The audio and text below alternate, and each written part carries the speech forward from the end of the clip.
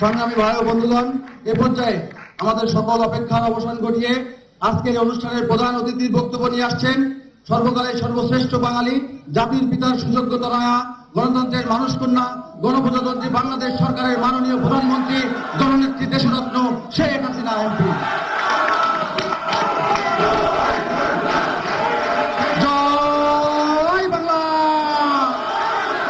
জয় বাংলা, জয় বঙ্গবন্ধু। শিক্ষা শান্তি প্রগতি, ছাত্রলীগের মূল্যতে, শিক্ষা শান্তি প্রগতি প্রগতি, শুভ শুভ শুভ দিন, ছাত্রলীগের জন্মদিন, আজকে আমাদের খুশির দিন।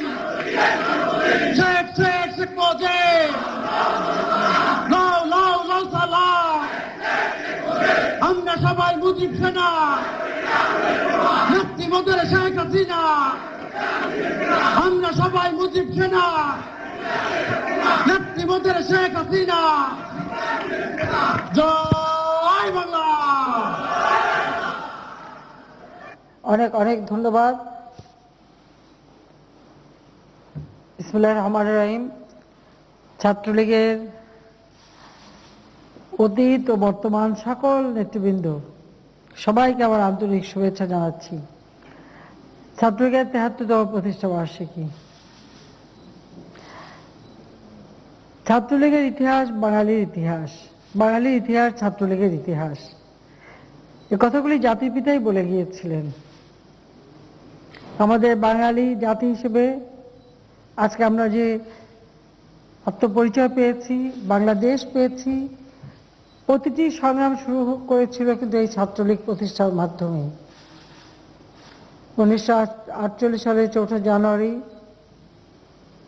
বঙ্গবন্ধু শেখ মুজিব, যিনি তখন ঢাকা বিশ্ববিদ্যালয়ের ছাত্র, মাতৃভাষায় কথা বলার অধিকার, বাংলা ভাষা আমাদের মাতৃভাষা, সেই ভাষার অধিকার প্রতিষ্ঠার লক্ষ্য নিয়েই এই ছাত্রলীগ গড়ে তোলেন।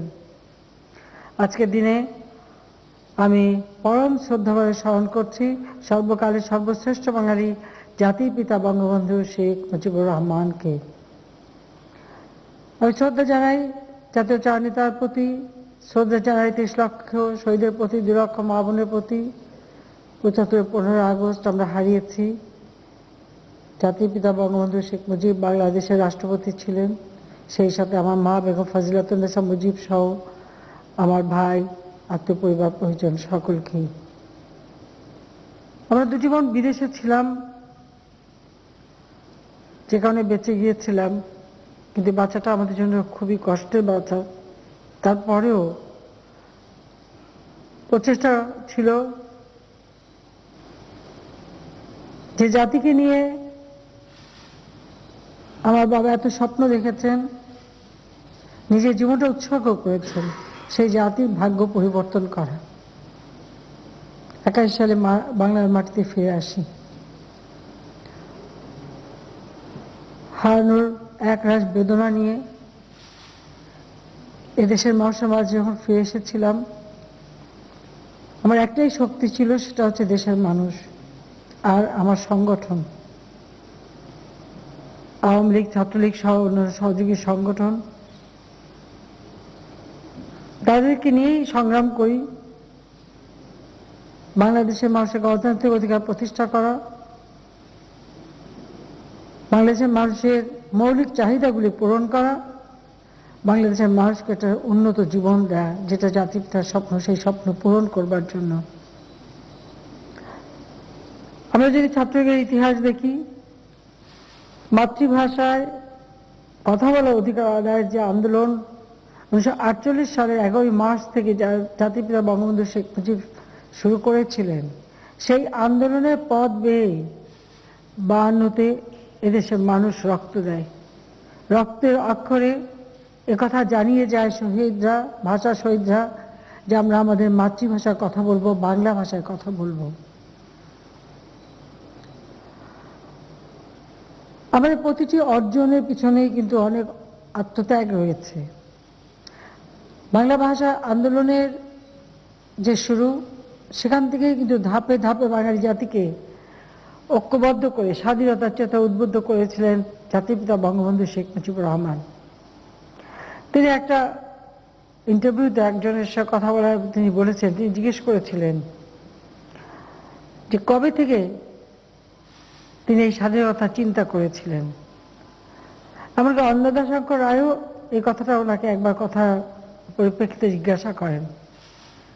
তখন বঙ্গবন্ধু শেখ মুজিবই বলেছিলেন, যেদিন থেকে আমাদের মাতৃভাষায় কথা বলার অধিকার কেড়ে নেওয়ার ষড়যন্ত্র শুরু করেছিল, সেদিন থেকেই মনে চিন্তা ছিল যে আমরা স্বাধীন জাতি হিসেবে নিজেদেরকে প্রতিষ্ঠা করব, সেদিন থেকে আমরা স্বাধীনতা অর্জন করব।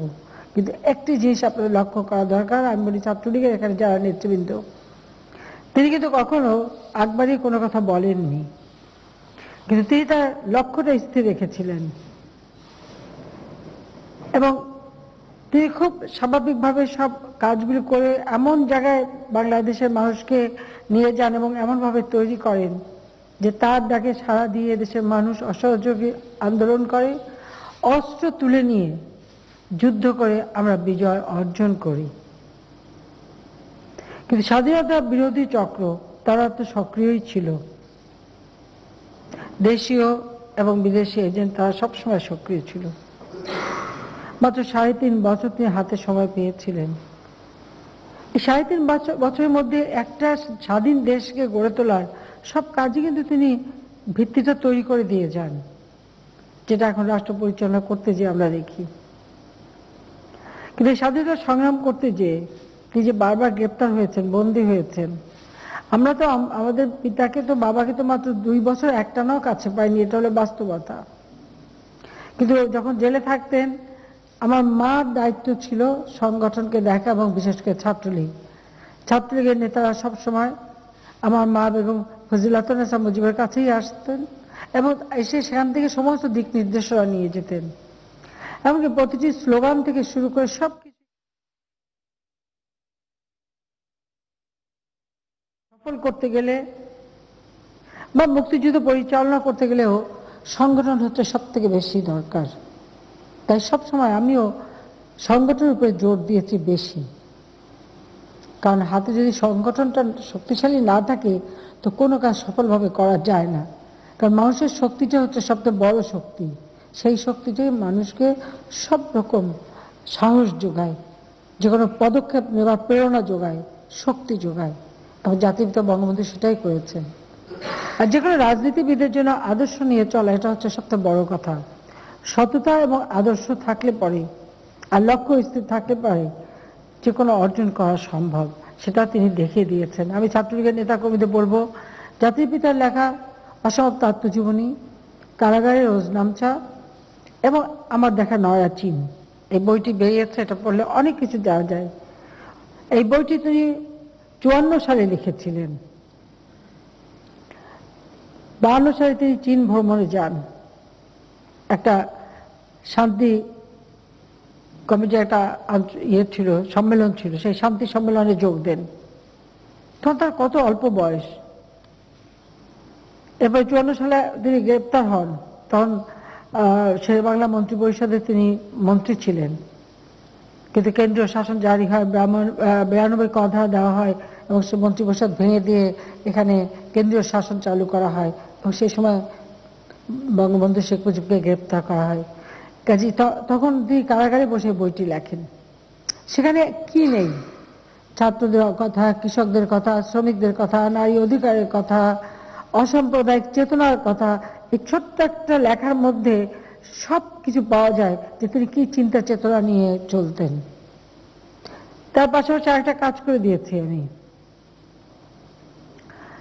একজন নেতার বিরুদ্ধে সেই দেশের গোয়েন্দা সংস্থা কি রিপোর্ট লেখে। আমার সৌভাগ্য যে সেই রিপোর্টগুলো আমি পেয়েছিলাম। 96 সালে সরকার গঠন করেই আমি খোঁজ করতে শুরু করি, তখন আমি এসবির কাছে সেই রিপোর্টগুলি পাই। পাকিস্তান ইন্টেলিজেন্স ব্রাঞ্চের যত রিপোর্ট, যেটা সেখানে লেখা আছে, এটা শেখ মুজিবের বিরুদ্ধে, অর্থাৎ এটা মনে রাখতে হবে, এটা কিন্তু সম্পূর্ণ বঙ্গবন্ধু শেখ মুজিবের বিরুদ্ধে লেখা রিপোর্ট। আমি আরো অনেক নেতাদের রিপোর্টই সংগ্রহ করে দেখেছি। সকলেরই একটা ফাইলের বেশি দুটো ফাইল পাইনি, কিন্তু এখানে আমি 48খানা খণ্ড পেয়েছি 46টা ফাইলের।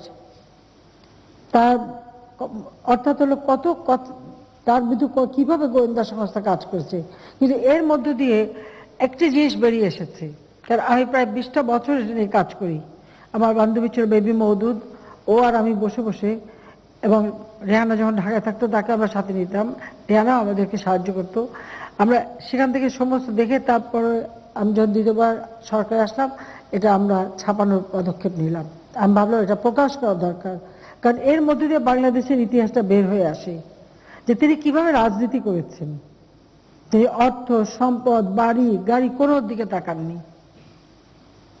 তার একটা লক্ষ্য স্থির করেই তিনি চলেছিলেন, সেটা হলো স্বাধীনতা, বাংলাদেশের স্বাধীনতা, বাঙালির স্বাধীনতা, বাঙালি জাতিকে তৈরি করা।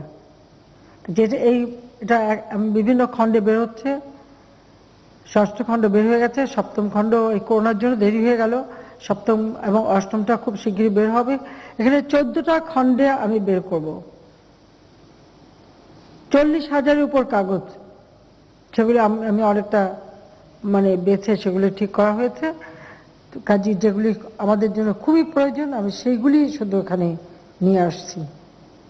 এখানে আরো অনেক তথ্য পাওয়া যায়, যেমন আমেরিকা এবং আমাদের গ্রেট ব্রিটেন, যুক্তরাষ্ট্র এবং যুক্তরাজ্য, এই দুই দেশেরই তাদের যে ডিক্লাসিফাইড রিপোর্ট সেগুলিও কিন্তু ইতিমধ্যে কিছু বের করা হয়েছে। এনায়েতুর রহমান সাহেবকে উনি এগুলি সংগ্রহ করেছেন, আমরা তাকে সাহায্য করে, বিশেষ করে রেহানা তাকে সাহায্য করেছিল, সেটা বের হয়েছে। আর এর পরবর্তী আরো অনেক রিপোর্ট আমি সংগ্রহ করে রেখেছি, আমি সময় পেলে সেগুলো আস্তে আস্তে প্রকাশ করব। অর্থাৎ শুধু বাংলাদেশে না, পৃথিবীর ইতিহাসেও বঙ্গবন্ধু শেখ মুজিবের যে অবদানটা, সেটা কিন্তু এই সমস্ত রিপোর্ট থেকে বের হয়ে আসে। ছাত্রলীগ সংগঠনটা আমাদের দেশের প্রতিটি রাজনৈতিক কর্মকাণ্ডের সাথে ওতপ্রোতভাবে জড়িত। আমরা যদি আমাদের দেশের গণতান্ত্রিক অধিকার আন্দোলন, ভোট বাহাতের অধিকার আন্দোলন, স্বৈরাচার বিরোধী আন্দোলন, যে কোনো আন্দোলনেই যদি আমরা দেখি, সব থেকে বেশি রক্ত দিয়েছে, শহীদ হয়েছে আমাদের ছাত্রলীগের নেতা কর্মীরা। অন্য কোনো দল খুব বেশি এটা পাওয়া যাবে না, কিন্তু আমাদের ছাত্রলীগের সব থেকে বেশি। বিশেষ করে 75-15 আগস্ট জাতির পিতাকে হত্যার পর জেনারেল জিয়াউর রহমান যখন অবৈধভাবে সংবিধান লঙ্ঘন করে হত্যাকূট ষড়যন্ত্রের মধ্য দিয়ে নিজেকে রাষ্ট্রপতি ঘোষণা দিয়ে ক্ষমতায় বসল, কারণ তার আগে সে মদত দিয়েছিল মোস্তাককে, খন্দকার মোস্তাক, আবার মোস্তাককে হটিয়ে তখন নিজে রাষ্ট্রপতি হলো। এবং এরপর তার যে কাজ ছিল ছাত্রলীগের নেতা কর্মীদের উপর জুলুম অত্যাচার, একদিকে তাদেরকে প্রলোভন দিয়ে দলে টানানোর চেষ্টা, আর সেটা না হলে তাদেরকে গুম খুন হত্যা করা। আমাদের ঢাকা সিটি ছাত্রলীগের মফিজ বাবু থেকে শুরু করে নারায়ণগঞ্জের আমাদের একজন নেতা মামুন, এবং বিশেষ করে সারা বাংলাদেশে এবং যুবলীগের নেতা চট্টগ্রামের মৌলভী সৈয়দ, বগুড়ার আমাদের পটল ভাই, আমরা সবাই পটল ভাই বলেই ডাকতাম, এরকম বহু অনেক নেতা কর্মীদের, এবং অনেকের লাশও তার আত্মীয়রা পায়নি। সেই সাথে একটা পর একটা ঢাকা সহ সারা বাংলাদেশে 19টা কূপ হয়েছিল। সামরিক বাহিনীরও বহু অফিসার সৈনিক, তাদেরকে নির্মমভাবে হত্যা করা হয়। অনেক পরিবার লাশ পায়নি, খোঁজও পায়নি, এবং পরিবারগুলি মানবিত জীবনযাপন করে। অর্থাৎ যে আদর্শ নিয়ে বাংলাদেশ গড়ে উঠেছিল, সে আদর্শ থেকে বিচ্যুত ঘটে 15 আগস্টের পর থেকেই। যুদ্ধাপরাধীদের বিচার জাতিপিতা শুরু করেছিলেন, জিয়াউর রহমান সেটা বন্ধ করে দেয় এবং যুদ্ধাপরাধীদের নিয়ে এসে ক্ষমতায় বসায়। 7 খুনের আসামি, যা সাজা হয়ে গিয়েছিল, কারাগারে ছিল, তাকেও মুক্তি দিয়ে জিয়াউর রহমান নেতা বানায়। এরকম সারা বাংলাদেশে স্বাধীনতার পর যারা আওয়ামী লীগের বহু সংসদ সদস্য নেতা কর্মীদের হত্যা করেছে, অনেকে কারাগারে ছিল। জিয়াউর রহমান এই সমস্ত খুনি এবং স্বাধীনতা বিরোধী, যুদ্ধাপরাধী, মানবতা বিরোধী কাজের সঙ্গে যারা সম্পৃক্ত, তাদেরকে দিয়ে রাষ্ট্র পরিচালনার কাজ শুরু করে। যার ফলটা এটা দাঁড়ায় যে বাংলাদেশ তার কাঙ্ক্ষিত উন্নতি অর্জন করতে পারেনি। তাদের তো ক্ষমতাকে নিষ্কণ্টক করবার জন্যই বেশি ব্যস্ত ছিল। সে দেশের মানুষের জন্য কাজ করবে কখন? আর সে করার ইচ্ছাও তার ছিল না, কারণ এই স্বাধীনতাটাকে ব্যর্থ করাটাই ছিল তাদের লক্ষ্য।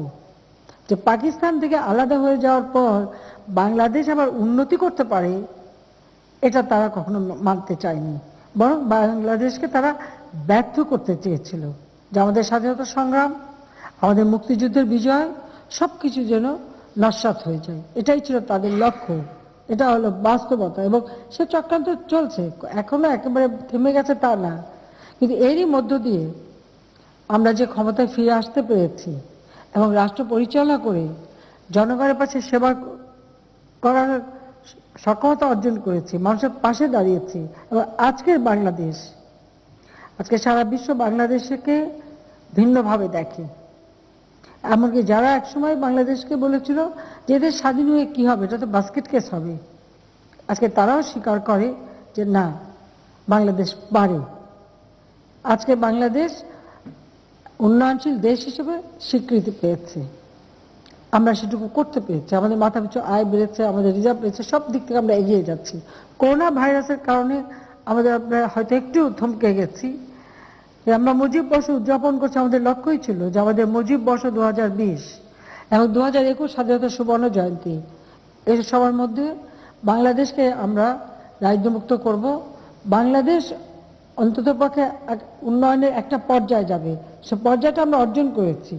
জাতির পিতা যুদ্ধ বিধ্বস্ত বাংলাদেশ গড়ে তুলে একটা স্বল্পোন্নত দেশ হিসেবে আমাদেরকে রেখে গিয়েছিলেন। আজকে স্বল্পোন্নত দেশ থেকে আমরা উন্নয়নশীল দেশে উন্নীত হয়েছি, সেটা আমরা স্বীকৃতি পেয়েছি। 2024 সাল পর্যন্ত ধরে রাখতে হবে। করোনা ভাইরাসের জন্য আমাদের কিছুটা থমকে গেছি। তবে আমি এটুকু বলবো, আমি আগে বলছি, সংগঠনটা হচ্ছে সব থেকে বেশি গুরুত্বপূর্ণ।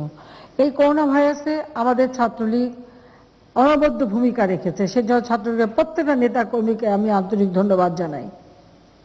তার কারণ যখনই যে কথা বলেছি তারা সে কথা শুনেছে। তোমাদেরকে সেজন্য আমার আন্তরিক দোয়া, আশীর্বাদ জানাচ্ছি এবং আন্তরিক ধন্যবাদও জানাচ্ছি। যে করোনা আক্রান্ত মানুষ, সেই করোনা আক্রান্ত মানুষের আপন আত্মীয় স্বজন লাশ ফেলে দিয়ে চলে যাচ্ছে, অথবা অসুস্থ হয়ে গেলে তাদের হাসপাতালে নিচ্ছে না, হাসপাতালে নিয়ে তাদের চিকিৎসা দেওয়া ব্যবস্থা হচ্ছে না।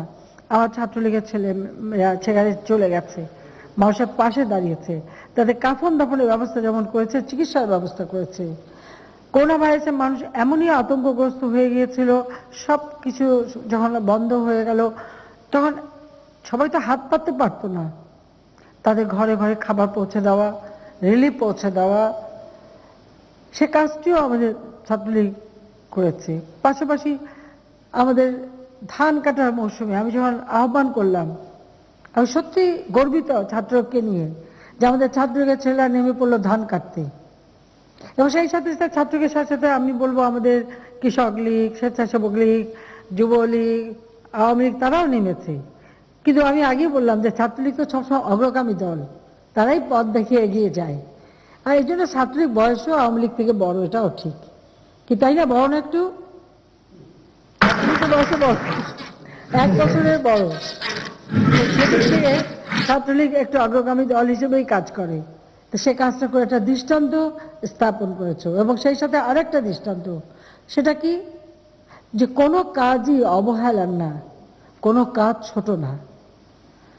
আমরা ভাত খাই, আমরা খাবার খাই, সে খাবারের ফসল ফলায় কৃষক, সে কৃষককে তো অবহেলার চোখে দেখান না। তারা তো আমাদের বেঁচে থাকার রসদ যোগায়, তাদের সম্মান অনেক বড়। আজকে যখন তোমরা ধান কেটেছো ছাত্রলীগের ছেলেরা, এটাই প্রমাণ হয়েছে যে কোনো কাজকে তোমরা ছোট করে দেখো নাই।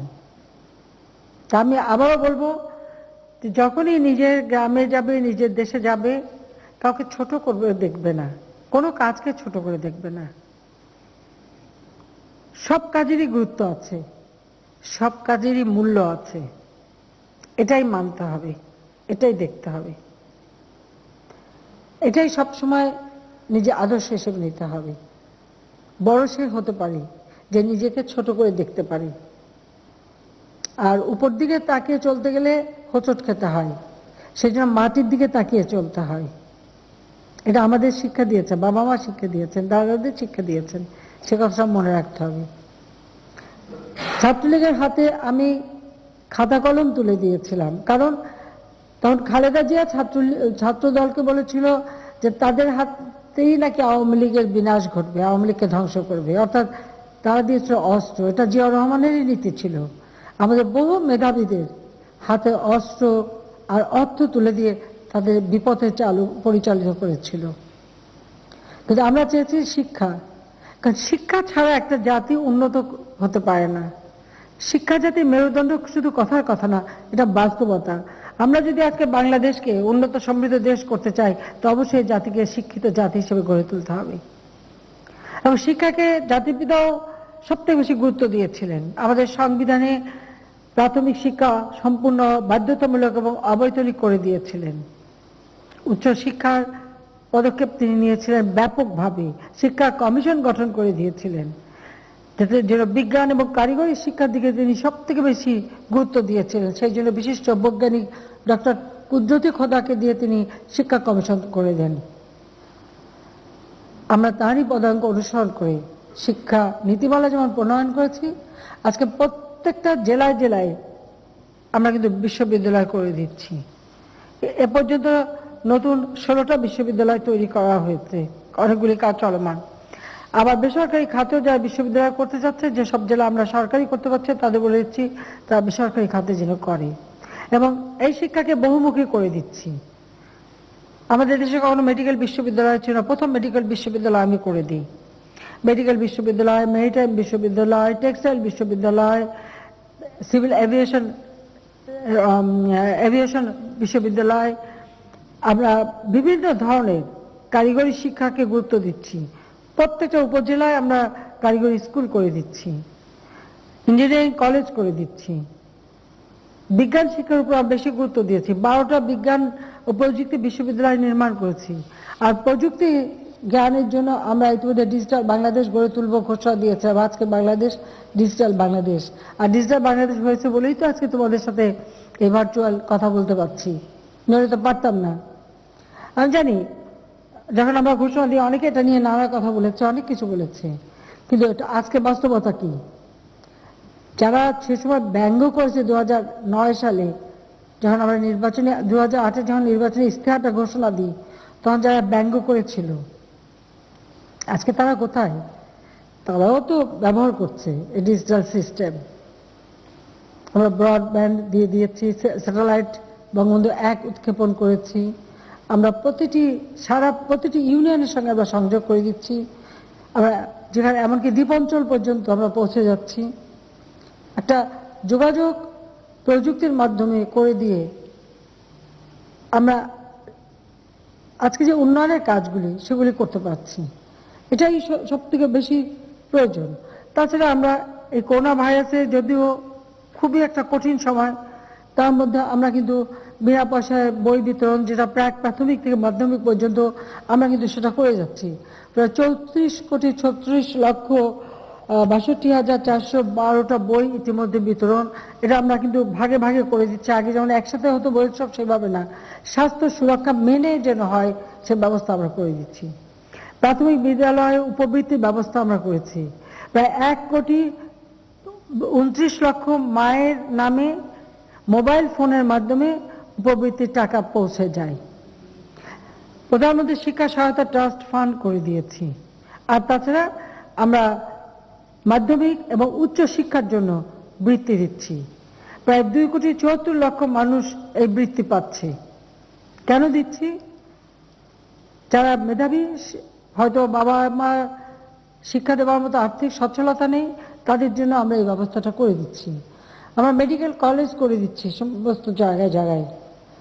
আমাদের জনসংখ্যার সাথে সামঞ্জস্য রেখে আমাদের যেমন ডাক্তার দরকার, নার্স দরকার, নার্সিং ট্রেনিংয়ের উপর গুরুত্ব দিচ্ছি। শিক্ষাকে বহুমুখী করে দিচ্ছি, কারিগরি শিক্ষার গুরুত্ব দিচ্ছি, যেন স্কিল লেবার যেটা হয় বলে সেটা তৈরি হয়। প্রযুক্তি এবং কারিগরি শিক্ষার মাধ্যমে এবং বিজ্ঞান শিক্ষার মাধ্যমেই কিন্তু একটা দেশ এগিয়ে যেতে পারি। তাছাড়া বিশ্ব এগিয়ে যাচ্ছে, আমরা পিছিয়ে থাকতে পারি না। চতুর্থ শিল্প বিপ্লবের কথা আসছে, তার সঙ্গে তাল মিলে আমাদের চলতে হবে। 100টা অর্থনৈতিক অঞ্চল করে দিচ্ছে আমরা, যাতে করে আমাদের শিক্ষিত কর্মসংস্থানের জন্য কাজের সুযোগ হয়, সেটা লক্ষ্য রেখেই কিন্তু আমরা যেমন আমাদের কৃষিকে গুরুত্ব দিচ্ছি, সেই সাথে যে শিল্পায়নের দিকে আমরা বিশেষ নজর দিয়েছি, কারণ দুটোই আমাদের জন্য গুরুত্বপূর্ণ। কারণ আমার কর্মসংস্থান বাড়াতে হবে। বেসরকারি খাত আমি উন্মুক্ত করে দিয়েছি। আজকে এত ব্যাংক, বিমা, টেলিভিশন, রেডিও, বিমান থেকে সবকিছু আমি বেসরকারি খাত করে দিয়েছি একটা লক্ষ্য সামনে নিয়ে, সেটা হচ্ছে কর্মসংস্থান। তাছাড়া যুব সমাজের জন্য তো ব্যবস্থা আমাদের আছেই। এসএমই ফাউন্ডেশন থেকে টাকা দেওয়া হচ্ছে, কর্মসংস্থান ব্যাংকের থেকে দেওয়া হচ্ছে, পল্লী সঞ্চয় ব্যাংক আমরা করে দিয়েছি, প্রবাসী কল্যাণ ব্যাংক করে দিয়েছি। প্রবাসী যেতে হলে জমি যে বিক্রি করা লাগবে না, সেখান থেকে লোন নিয়ে যেতে পারবে, আবার টাকা ফেরত আসতে পারবে। আমাদের রেমিটেন্স বৃদ্ধি পাচ্ছে, আমাদের এখন বলবো রিজার্ভ আমরা অনেক বাড়াতে সক্ষম হচ্ছে। অর্থাৎ বাংলাদেশের অর্থনীতিটা যাতে সচল থাকে তার জন্য যা যা কাজ করোনা ভাইরাস মোকাবেলা করেও আমরা করে দিচ্ছি। প্রত্যেকটা উপজেলায় আমরা টেকনিক্যাল স্কুল এবং কলেজ করে দিচ্ছি, কারণ সাধারণ শিক্ষার সাথে সাথে টেকনিক্যাল শিক্ষাটা যাতে, অর্থাৎ কারিগরি শিক্ষা, ভোকেশনাল ট্রেনিংটাও যেতে হয়, যেন কর্মসংস্থানে কখনো কেউ পিছিয়ে না যায়, সেই দিকে দৃষ্টি রেখেই কিন্তু আমরা এই ব্যবস্থাটা নিচ্ছি। আমাদের প্রত্যেকটা উপজেলায় কিন্তু ইতিমধ্যে আমি একটি করে কলেজ নতুন করে আবার সরকারিকরণ করে দিয়েছি, পাশাপাশি বেসরকারিভাবে যাতে হয় সে ব্যবস্থাও আমরা দিচ্ছি। কারণ শিক্ষাকে আমরা সব থেকে গুরুত্ব দিয়ে থাকি, কারণ শিক্ষিত জাতি না হলে পরে দেশ এগোতে পারে না। প্রথমবার সরকারে এসে আমরা শিক্ষার হার যেখানে মাত্র বোধহয় 45 ভাগ ছিল, সেটাকে আমরা প্রায় 65 ভাগে উন্নীত করেছিলাম, 65.5 ভাগে। দুর্ভাগ্য 2001-এ আসতে পারিনি, আমাদের সাক্ষরতার হার আবার কমে গিয়েছিল। এখন আমরা 74 ভাগে, প্রায় 74% আমাদের এখন শিক্ষিতের হার আমরা বৃদ্ধি করতে সক্ষম হয়েছি। তবে আমি মনে করি যে এটা আমরা আরো করতে পারবো। কাজে আমি এটা বলবো যে ছাত্রদের এখন যেহেতু করোনা ভাইরাস, সমস্ত স্কুল কলেজ বন্ধ, আমরা চালু করতে পারছি না, যখনই চালু করতে যাচ্ছে আবার এটা তার সেকেন্ড ওয়েভ চলে আসছে, সেজন্য আমরা করতে পারলাম না। তারপর আমরা যেমন আমার ঘর আমার স্কুল, আমরা স্কুলে শিক্ষার্থীদের জন্য টেলিভিশনের মাধ্যমে সংসদ টিভি ব্যবহার করে, তার মাধ্যমে যেহেতু ওখানে টেরিস্টোরিয়াল টিভি আছে, আমরা তাদের শিক্ষার ব্যবস্থা, ক্লাসগুলি করানোর ব্যবস্থা নিয়ে যাচ্ছি। তাছাড়া অনলাইনে শিক্ষার ব্যবস্থা, সেটা আমরা নির্দেশ দিয়েছি, প্রত্যেকটা ইউনিভার্সিটি কলেজ তারা সেটা সে পদক্ষেপটা নেয়। আর সেই সাথে সাথে আমি আমাদের ছাত্রদেরও বলবো যে বসে না থেকে যা পাও নিজেরা কিছু পড়াশোনা করো। এখানে একটা সুযোগ, যেমন পাঠ্যপুস্তক তো পড়বেই, তাছাড়াও আরো পড়ার অনেক সুযোগ আছে। কারণ জ্ঞান যত বেশি অর্জন করতে পারো ততই নিজেকে আরো সম্পদশালী মনে করবে। ধন সম্পদ কোনোদিন কোনো কাজে লাগে না। আজকে করোনা ভাইরাসে একটা জিনিস শিক্ষা দিয়ে গেছে, যার যতই টাকা পয়সা থাকুক, যার যতই অর্থ সম্পদ, বাড়ি গাড়ি যা কিছুই থাকুক না কেন, সেগুলি যে একেবারে ব্যর্থ, সে তার যে কোনো মূল্য থাকে না। করোনা ভাইরাস অন্তত এই শিক্ষাটা মানুষকে ভালোভাবে দিয়েছে। কিন্তু শিক্ষা, বিদ্যা, এটা এমন একটা শিক্ষা, এমন একটা সম্পদ, এই সম্পদ কিন্তু কেউ কেড়ে নিতে পারবে না। আর এই সম্পদটা থাকলে জীবনে কখনো হোঁচট খাবে না, চলার পথ মসৃণ করে এগিয়ে যেতে পারবে। আমাদের ছেলেমেয়েদেরকে আমরা সেই শিক্ষাই দিয়েছি, কাজে তোমরাও সেভাবে শিক্ষা নেবে। ছাত্রলীগের সেটাই কাজ থাকবে, নিজেরা পড়বে, অন্যকে পড়াও। আর এই করোনা ভাইরাসে যদি ছাত্রলীগের উপরে তো আগে আমার নির্দেশই ছিল যে নিজের গ্রামে যে কেউ যদি নিরক্ষর থাকে তাকে অক্ষর জ্ঞান দাও, বা স্কুলে বাচ্চাদের আত্মীয় স্বজন থাকে, পাড়া প্রতিবেশী থাকে, স্বাস্থ্য সুরক্ষা মেনে তাদেরকে পারলে একটু পড়াশোনা সাহায্য করো। অর্থাৎ শিক্ষা ছাড়া একটা জাতি কখনো এগোতে পারে না, সে কথাটা মাথায় রেখে এই ছাত্রলীগকে চলতে হবে। এর জন্য যে ছাত্রলীগের যে মূল মন্ত্র, ছাত্রলীগের যে আদর্শ তিনটা, শিক্ষা, শান্তি, প্রগতি। কাজে শিক্ষাই হচ্ছে 1 নাম্বার, এবং শিক্ষা গ্রহণের মাধ্যমে শান্তি আমরা চাই, এবং এটা আমাদের জাতিপিতা আমাদের দিয়ে গেছেন। সকলের সাথে বন্ধুত্ব, কারোর সাথে বৈরিতা নয়, আমরা শান্তি প্রতিষ্ঠা করতে চাই। বাংলাদেশ হবে অসাম্প্রদায়িক চেতনার, ক্ষুধামুক্ত, দারিদ্র্যমুক্ত, উন্নত, সমৃদ্ধ বাংলাদেশ। আমরা সংঘাত চাই না, আমরা শান্তি চাই। সেই শান্তির পথ ধরে আমরা প্রগতির পথে এগিয়ে চলব, দেশকে এগিয়ে নিয়ে যাব, সেটাই আমাদের লক্ষ্য থাকবে। কাজেই ছাত্রলীগের মূল মন্ত্র এই যে শিক্ষা, শান্তি, প্রগতি, এটা মাথায় রেখে ছাত্রলীগের প্রত্যেকটা নেতা কর্মীকে আদর্শ নিয়ে চলতে হবে, সেটাই আমি চাই। প্রত্যেকে আদর্শ নিয়ে না চলতে পারলে কখনো বড় হতে পারবে না। ধন সম্পদ অনেকে বানাতে পারবে, কিন্তু দেশকে কিছু দিতে পারবে না, মানুষকে কিছু দিতে পারবে না। নিজে ভোগ করতে পারবে, আবার করোনাকালে সে ভোগও সীমিত হয়ে যায়, সেটাও পারে না, সেটাও বাস্তবতা। সেটা মাথায় রেখেই আমি বলবো যে তোমরা সবাই পড়াশোনা করো। তবে এই করোনার সময় হ্যাঁ আমি দেখেছি অনেকেই ক্যামেরা দেখলে তাড়াতাড়ি মুখ থেকে মাস্ক খুলে ফেলে, এটা কিন্তু ঠিক না। আমার এখানে আশেপাশে ধারে কেউ নেই, সবাই অনেক দূরে, সেই জন্য অন্তত খুলে বক্তৃতা দিতে পারছি। আবার বক্তৃতা শেষে সাথে সাথে আমি মাস্ক পরে নেবো। তো সবাই মাস্কটা ব্যবহার করতে হবে যখনই যেখানে সমাবেশ, সেখানে লোকের সঙ্গে মিশতে গেলে, কারণ এটাতে একটা সংক্রামক ব্যাধি, কাজে যাতে সংক্রান্ত না হয় সেটা দেখতে হবে। আর সেই সাথে হাত ধোয়া, পরিষ্কার পরিচ্ছন্ন থাকা, এটার দিকে খেয়াল রাখতে হবে। নিজেরা করবে, অন্যকে শেখাবে। আর যে কাজগুলি আগে করেছো, তোমরা বৃক্ষরোপণ করেছো, আমরা এবার ঘোষণাই দিয়েছি যে আমরা জাতির পিতার যেহেতু অন্যান্য অনুষ্ঠান আমরা করতে পারলাম না মুজিব বর্ষে, আমরা ব্যাপকভাবে বৃক্ষরোপণ করে আমাদের সবুজ বাংলাদেশ আরো সবুজ হবে এবং এই জলবায়ুর অভিঘাত থেকে আমরা আমাদের প্রকৃতি ও পরিবেশকে রক্ষা করব। পাশাপাশি খাদ্য উৎপাদনের দিকে বিশেষভাবে দৃষ্টি দিতে হবে। বিশ্বে করোনার কারণে হয়তো দুর্ভিক্ষ দেখা দিতে পারে, বাংলাদেশে যেন সেই দুর্ভিক্ষ না দেখা দেয়, সেজন্য যার যেখানে 1 ইঞ্চি জমি পড়ে থাকবে, যে যা পারবে কিছু লাগাবে, কিছু ফসল ফলাবে, নিজেরটা নিজে করে খাওয়া উপযুক্ত অবস্থা নিতে হবে, সেদিকে দৃষ্টি দিতে হবে। সে সাথে সাথে আমাদের স্বাস্থ্য সুরক্ষা মেনে চলতে হবে সবাইকে। প্রত্যেকে যদি এভাবে মেনে চলতে পারে তাহলে কিন্তু সকলেই আমি মনে করি ভালোভাবে এই করোনা আমরা মোকাবেলা করতে পারবো। আর সবচেয়ে বড় কথা যে আমাদের তোমরা যে কাজগুলি করে গেছো তার জন্য সবসময় আমরা সাধুবাদ জানাই। আমি জানি হয়তো ক্ষেত্র বিশেষে কোথাও কোথাও দু একটা ঘটনা ঘটে, আর আমাদের কিছু পত্রপত্রিকা আছে, যত ভালো কাজ করো সেটা লেখার তাদের যোগ্যতা নেই। যদি কোথাও এতটুকু খুঁত পায় সেটাকে বড় করে লিখতে পারে, এটা তাদের একটা দৈন্যতা, একটা ব্যর্থতা, তাদের মন মানসিকতার একটা দৈন্যতা বলেই আমি মনে করি। কাজে ওগুলো আমি বেশি একটা হিসাবে ধরি না।